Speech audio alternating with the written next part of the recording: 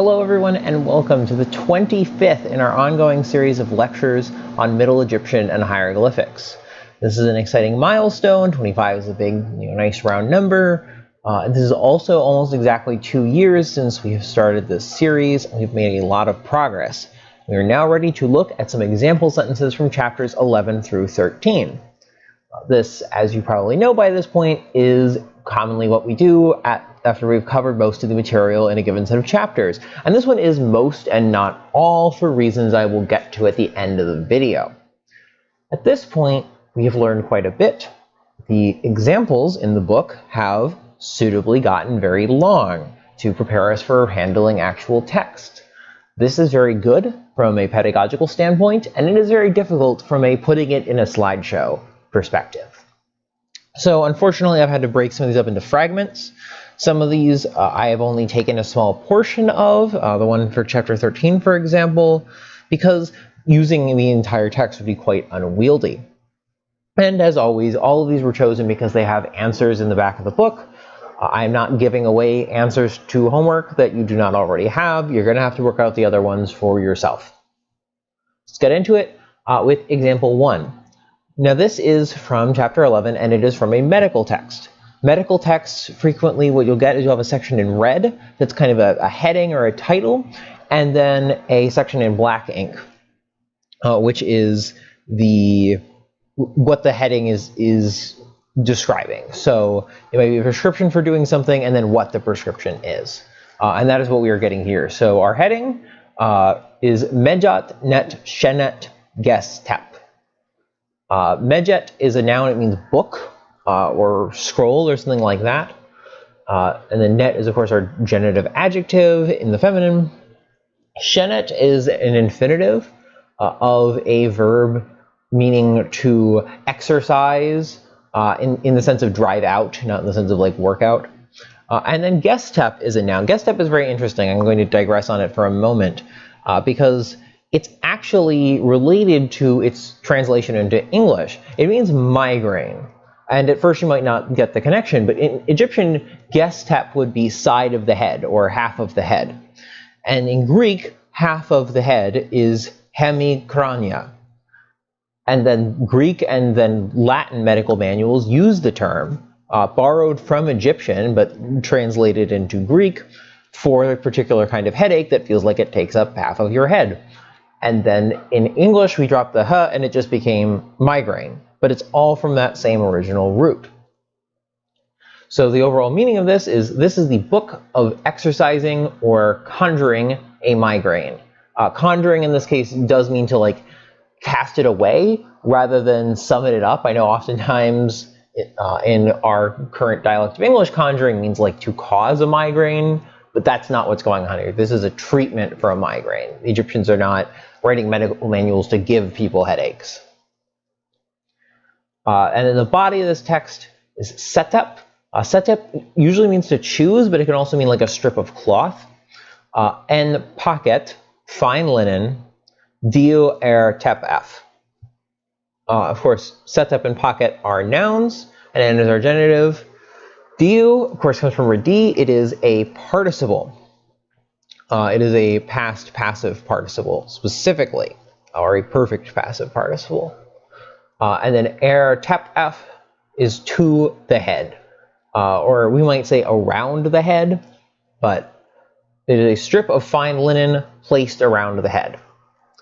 I myself do not suffer from migraines, but from friends who do, it seems to me like this might be a genuinely, possibly decent treatment, especially if you wrap it around like your eyes and your ears to shut out some of the sensory stuff, and it's a nice like soft cloth. It seems like it could be workable. I bring this up because there's another treatment for migraines the Egyptians specify, where instead of wrapping your head in a nice fine cloth, you fry a fish in oil and tie it to your head for 3 days. So if any of you in the audience have migraines, I invite you to try out one or both of these treatments and let me know if any of them work, because I am personally curious. It is my suspicion that the cloth will work better than the fried fish, but well, I guess we can find out. Our next example is another medical text. This is another treatment, and again we have a heading which tells you what the treatment is for, and a body that tells you what to do to solve this problem. This is the Chata pechret irut der piu per. Chata is like the beginning or the opening of the pechrut, the prescriptions, irut, which is going to be our participle, which are made, der, in order to drive out. That's our R plus infinitive form. Piu, which is a word that means like fleas, per, from the house. So again, we have our opening kind of prepositional phrase, hata the beginning of. Pechrut is a noun modified by a participle irut, which of course agrees with it in gender and number. That's why it is irut and not iri, or just ir. Der piu, in order to drive out fleas, per, from the house. Beginning of the prescription, made in order to drive out fleas from the house. And how do you drive out fleas? Well, netesh herek su mu nu chesmen rui. So netesh is our verb, and it has a particle, an inserted particle in it, her. And her is not a super common one. You may not remember it from when we went over it. It would not surprise me. It does not come up a lot. But it is a particle that you can infix between the verb and its subject, and it means something like then. It's very similar to another particle in, which you get a lot in narrative texts, but this one has just been inserted here. Quite similar to in, but there's some subtleties, but I am not advanced enough in my own study to understand those subtleties. I don't know if it has actually even been fully worked out to what extent it differs from in. In any case, it means then, and netesh is the verb to sprinkle, so it's like, then you sprinkle. Su, it, the house. Mu nu chesmen. Mu is, of course, water, and chesmen, it's a word with like a couple of different meanings. It can mean like bronze and also amethyst, but also natron. And it's pretty clear that this is meant to be natron because the nu of is linking the words together. So this is water of natron, meaning like a mixture of natron, this salty compound, and water. Rui, which is a preposition plus infinitive for the in order to do. So then you sprinkle it with water with natron, the water natron mixture, in order to drive out. The them has been omitted here. It could be like rui, and then sen or something, but that has not been put there. It's not in order to do their driving out or something. It's just in order to drive out. And that's fine. It's not obligatory to have that. It's still understandable, I think. When I've supplied it in parentheses, because in English we really do want to say in order to drive them out rather than just in order to drive out. All right, and now we can move on to example 3. This one is from chapter 12, and it comes from the Westcar Papyrus. That's a text that we're going to see come up more and more. It's got some really good and interesting grammatical examples.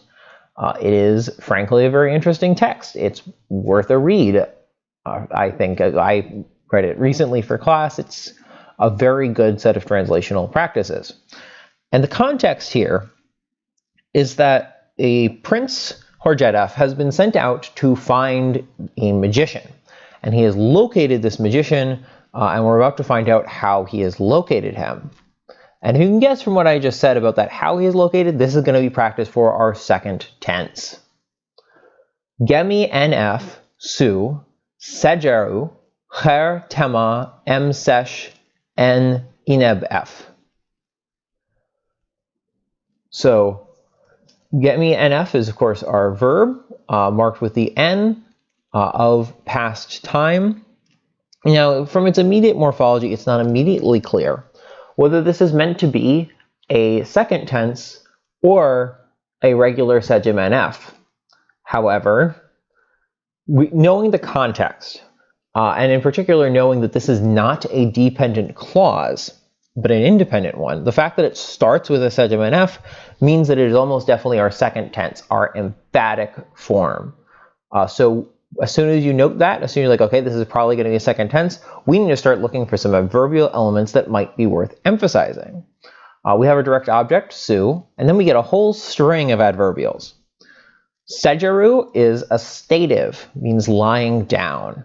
From the verb to lie down. The W is not written as is very common, but given its position in the sentence, given the fact that there's no subject or anything, and given the fact that finding somebody while they're doing something, in a state of doing something, is quite a reasonable thing to do, we could expect a stative here.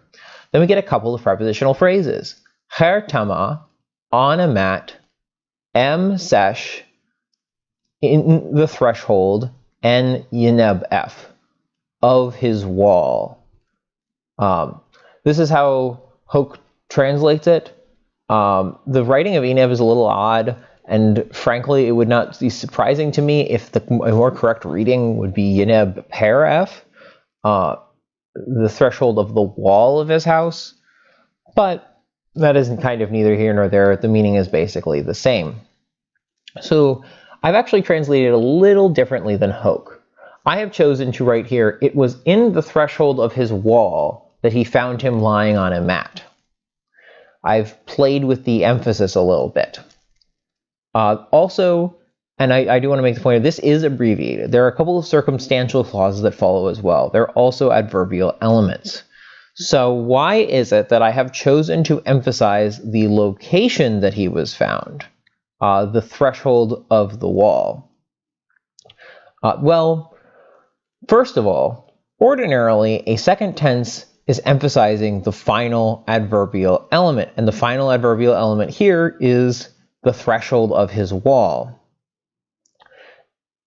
Then the circumstantial clauses that come after there are several of them, and they're quite long, and they are somewhat connected to each other, and just picking one of them to emphasize would be kind of tough. Now, it is possible that those were also meant to be the emphatic element. They describe one servant, I believe one servant is anointing his back with oil, and another one is rubbing his back. And I think you could make an argument, I'm not sure if it's 100% correct, but I think you could very reasonably make an argument that that is what is being emphasized if we were to have the whole sentence. In this more limited form of the example, if we were to truncate that, it is absolutely the part of the threshold of the wall that is being emphasized, and even with the circumstantial clauses, I think it's possible that what is being emphasized is the final prepositional phrase rather than the additional adverbial dependent clauses. But something is definitely being emphasized. This is certainly a second tense, an emphatic segment F, as you will sometimes hear it called, because there's something that they are drawing attention to. The point, in effect, is not that the prince found him. That's kind of a given. The point is the state that he found him in. He is relaxing. He is like lying in his home, in this nice spot on his mat. And there's some part of that is the most important, either the location within the house that he found him or the fact that he's being massaged. But again, all in all, it's about the state of finding and not about the finding itself. And then another example, also using second tenses, but towards a very different end from chapter 12. This is 12.6. This one comes from the story of Sinui. It's rather early on in the story of Sinui. Sinui believes that he is about to be in some kind of political trouble as a result of the death of Pharaoh Amenemhat I. He had nothing to do with the death of Pharaoh Amenemhat I, but he's still worried. He's kind of paranoid, perhaps, that he might get caught up in the confusion, and he does not want that to happen to him. So, Irti Shemet Ter En Hawi, Hej En Ta Pechani Peten. This is kind of two distinct parts. One of them is Irti Shemet Ter En Hawi, and the other is Hej En Ta Pechni Peten. Irti and Shemet are both infinitives. And when you see an infinitive at the start of the sentence, especially an infinitive followed immediately by some kind of pronoun, or otherwise like a noun subject, what you're dealing with is oftentimes what we call the journal entry style. This is where you have the description of an action not with a finite verb as you would usually expect, but just as the infinitive. It's just the coming of His Majesty rather than His Majesty comes.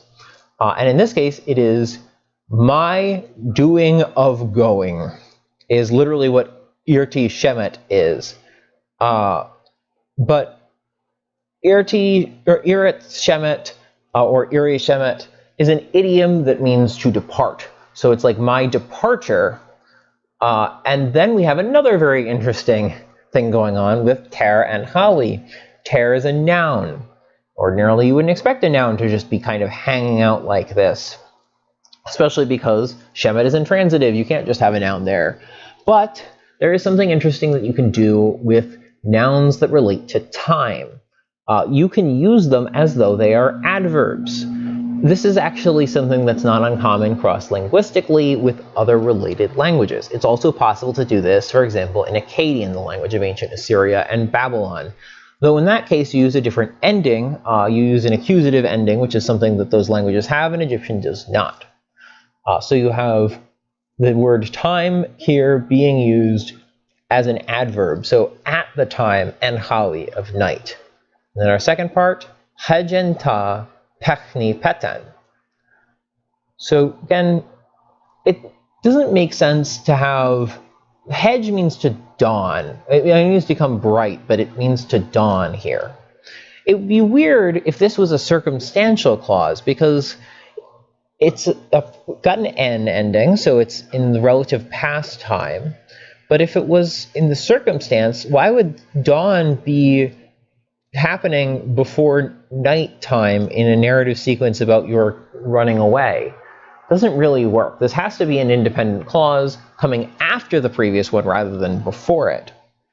But for that to work, now you have a sejim NF right in your first position, which means you got an emphatic. Great. So hedge and ta is the main part of our clause. And then what do we need to emphasize? The problem is we don't have anything to emphasize. We have pech ne peten. And pech ne has to be another second tense. Because that is actually something you can have following a second tense, if you remember. And what you get, rather than the emphatic use, you get something very much like an AB nominal sentence, where you have these two nominal verb clauses, both in the emphatic, which mean just as A, so B. So in this case, just as it dawned, or just as the land dawned, so just as dawn reached the land, I reached Peten. And then again, you can see the part of speech is the word, though we already went over that in some detail. I traveled at night. My traveling was at night, so I traveled at night. Just as the day dawned, that's the idiom for just as the land dawned, I reached Peten. And Peten is just a place out in the Levant where Sinewy is running away to. Then this is our final example. This is really very partial. Number 1 in lesson 13 is like an entire legal contract. It is a paragraph long. I'm not going to do an entire paragraph here. There is simply not enough educational value for me to expend that amount of time, nor for you to listen to it. But this particular phrase, like this little clause of that contract, I think actually has something interesting going on in it, actually probably a couple of interesting things, and is therefore worth talking about. Ir ta imet per, iret ne entayef, mut her hat sa rs. All right, so let's break this down by part of speech. So ir is, I call it an adverb. Maybe you could call it even like a conjunction. It means as for. Sometimes it can be used to mean if, so in the sense of like, as for this happening, do that. But it can also just, with a noun following, it means like, as for this thing, do that to it, and as for that thing, do this to it. And here, yeah, it is as for ta imet per. And here we're dealing with some late some late Egyptianisms, things that are developing later in the Egyptian language that are creeping into Middle Egyptian as the language changes over time. And that is our definite article ta. Now at this point, ta can only really mean the aforementioned. It does mean the, but it can only mean the if it refers back to something that was already said. This has already been discussed. We're partway into the contract.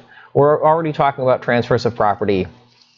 So it's perfectly fine to say, as for the aforementioned transfer of property, emet per means what is in the house, but it's legally it refers to a transfer of property. Iret ne is a verb. It is a perfect relative specifically. Remember that relatives can take an n, and in Middle Egyptian, and especially later in Middle Egyptian, that's the standard way of doing a relative past. The t is because this is a participle, and you have to point it back to the thing it's referring to, and the thing it's referring to is a feminine noun, emet per, not emi per. So it has to be iret ne as opposed to ir ne, which I made, en tayef mut. Tayef is a possessive pronoun. It is related to ta. So again, you know, it's the feminine in terms of the thing it is modifying, but the f ending means that it is the masculine, so it's the word his, but it has to agree with the thing it is modifying, so it's like simultaneously his but also feminine. If you speak French, this is actually kind of what happens also, where the possessive agrees with the thing being possessed rather than the possessor. So as for his mother, well, as for the transfer of property which I made for his mother, khair hat, from below to above, from start to finish, sa rs. And sa rs is a legal term. It means let it be gone, let it be done with, no more. And in this case, it is a perspective because we're dealing with a let, and also because it's a bare initial main clause. There's nothing to emphasize, but there is a definite nature of like a request or a hope or a wish, so perspective is the form we're looking for there. As for the transfer of property, which I made to his mother, let it be revoked, sa rs. And then we translate the Egyptian idiom khair hat as in its entirety, from start to finish. But you know, in English, that's kind of a weird thing to say, so it just means let it be totally revoked. No longer giving any stuff to his mother, we're giving it to him. And if you were to continue to read the contract, you'd get more ideas about like what exactly this was. But this is, I think, a good and short and illustrative example. And more importantly, it covers a few important points, including the late Egyptianisms and that relative perfect form, which is very important to know and recognize. So that is the end for our lecture, and it is also the end of our time with Hoch. This is a great grammar of Middle Egyptian. It really is. I like it a lot, and I think it can teach you a lot, but it's an introductory grammar. It does not cover everything. It can't cover everything. It would be unwieldy. Where we have now progressed to the point where we need to be able to do more specialized learning. So I want the ability to pull whatever examples I want out of the entire Egyptian corpus, and I want to be able to incorporate additional information about the topics that I am covering. So from this point forward, both examples and material will be pulled from a substantially wider selection of Egyptian and Egyptological literature. This will enable us to cover some more complicated and advanced topics. It will also enable me to do something I've been meaning to do for a while, which is create kind of in-depth dives on topics that we've already covered, but not in full. Topics like, you know, just do a whole overview of verbs, that kind of thing. So that's kind of the direction that we are headed after this video. And up next, we are going to be dealing with questions. That's one of the things you may have noticed. That's in chapter 13, but we didn't go over. And that is because Hoch does a decent job with questions, but there are a lot of subtleties to how they work that were not covered. As it happens, my own advisor, Dr. David Silverman, is one of the foremost experts on questions in Middle Egyptian, and he has transmitted quite a bit of knowledge about them into me in the course of our classes. So I want to make sure that we can cover it in full detail above and beyond what Hoch can do. So I will see you next time when we are talking about questions. And for now, thank you for listening.